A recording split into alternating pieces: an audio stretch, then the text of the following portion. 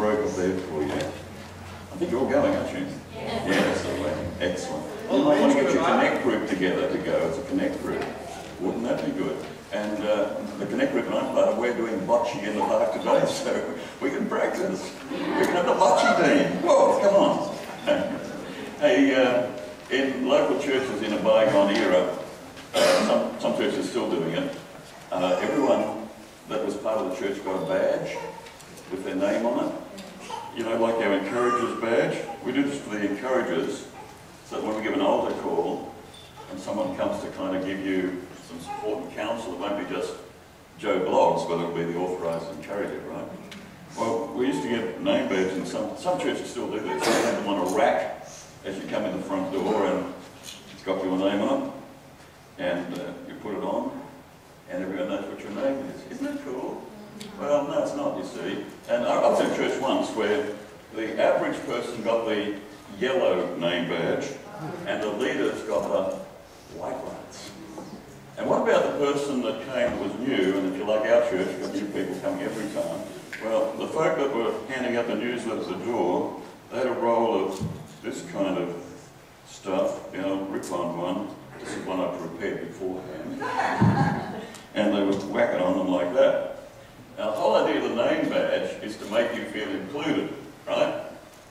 But see, as soon as you got the white fancy ones for the leaders and the yellow ones for the also-rans, and then the person that was coming that wanted to be an insider and came to connect over a period of time, suddenly had one of these slapped on them, and straight away, it had their name George on there or whatever it was, it straight away said, "You are an outsider." And so the very thing that was meant to give some kind of inclusiveness immediately gave an outsiderness to it. So we don't do name badges in our church, and that's an intentional thing. This morning I want to talk to you about connecting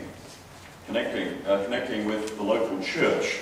And another thing in a bygone era, and some local churches still do this around the place, and some of you have come to one of those, is the church directory. It's got everyone's name in it, right? And it's got their email address, it's got their mobile phone, it's got even their birthday, so we'll know when their birthday is, you know. And unless somebody comes from another church, why don't they have a directory? Where is the directory? Well, see, in our church, because of the nature of the church, that new people are coming, old people are going, other people are dropping off, and you keep on changing your email address and your mobile phone number all the time, every week or so for some new people who want to get away from all the spam and stuff that continues to catch up with you. It's a big change. Now, if we were to give you the directory, now in the office we have one. Every staff member has one. Mine's way out of date, it was only done like 2 weeks ago. They just keep on getting out of date, so that they'd be of absolutely no use to you. So part of our culture is that we don't do one, because if we did, we'd have to change it every week for you, and we'd be then responsible for the massacre of all the forest to make all the paper, and we don't want to do that. So more than ever before, people change their details on almost a weekly basis, you know. So if then people come to this show. Some of you have come in recent times, but if you came here 6 months ago, you are now a veteran in this church. If you came 3 months ago, you're an old stager here, and someone might have gone missing for 2 or 3 weeks and you've been coming. They think you're new, but you've been coming. You are the veteran here. And so for those reasons, we don't do name badges. I got one on this morning. My name is Gordon. All right? Your name is George. For those reasons, we don't do name badges and we don't do church directories. Although, come to think about it, how many of you in the MOPS group here this morning? How many come to MOPS? You do name badges in MOPS. Because you're the same standard group, really, with maybe 1 or 2 new people coming. Whereas the big church is different. And I encourage every small group, every connect group, every ministry group to do a directory for your little group. Not for the whole church, you just wouldn't keep up with that. But for your group. So in our connect group, we have a directory, and we change it as you change your email address, your mobile phone number. That's not so big deal with 12 or so people, and that's easier to do.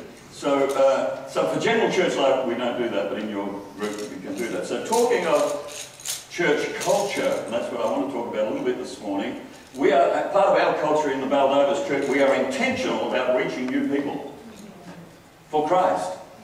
You see, our mission is showing people all they can become in Christ. And if we're going to do that, we've got to reach them for Christ firstly. So we are very intentional about reaching as many new people we can to share the love of Jesus Christ with them. And some of you have been coming a short while, some of you longer, but say 6 months, you're a veteran here now. We would say, in Bible terms, that you have been added to this local church. Keyword added. That's the expression of Acts 2. Listen to it. Acts 2:41. Here we go. Acts 2:41. Those who accepted Peter's message were baptized, and about 3,000 were what? Added to the church, to their number that day. Acts 2:47. Praising God and enjoying the favour of all the people of the Lord. Added to their number. So would you say it with me this morning? Added. Added. That's the key word. Added to the local church.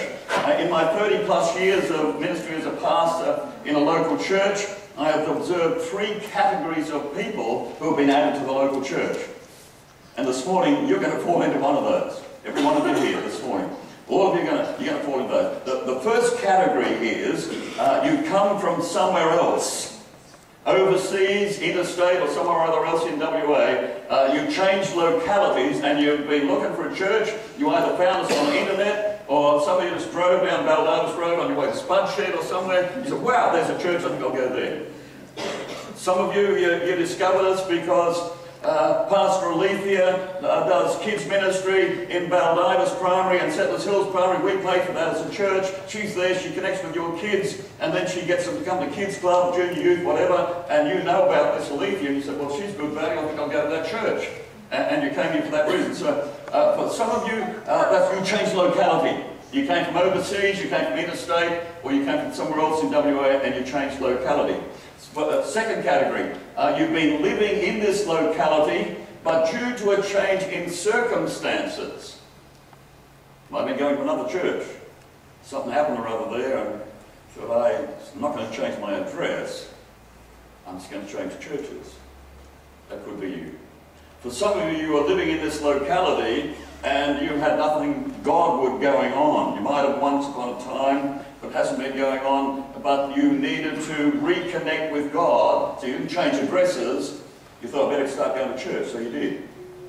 That's the second category. Third category is nothing ever went on with God with you. God was seeking you out. I talked to someone else just the other day during the week, and I said, you know, were you seeking God? And he said, no. I wasn't seeking God, but God was seeking me, and I got saved in your church because by a series of circumstances I ended up there, and you gave an altar call and they came forward and then I got baptised, and I don't think I was seeking God at all. Well, I got news for you all this morning. Even if you're not seeking God, He is seeking you. And even if you think you came here because of your own ideas, God had other ideas, and you're here because God has you here to have with you a divine appointment. So that's the third category. So number 1 category, you changed location. Number 2 category, your circumstances changed. Number 3 category, God was after you and He got you here and you got God. So for some of you, you came to this church because you changed locality. From overseas, interstate, or somewhere else in WA. And God has brought you here. Let me give you a Bible rationale for that. Jeremiah 29:7. Seek the peace and prosperity of the city to which I have carried you. Pray to the Lord for it, because if it prospers, you too will prosper. That's what God says to the Jewish people through the prophet Jeremiah. And you say, but wait a minute. God didn't carry them off from Jerusalem to Babylon. That was the Babylonian army that took them there. And you would be right.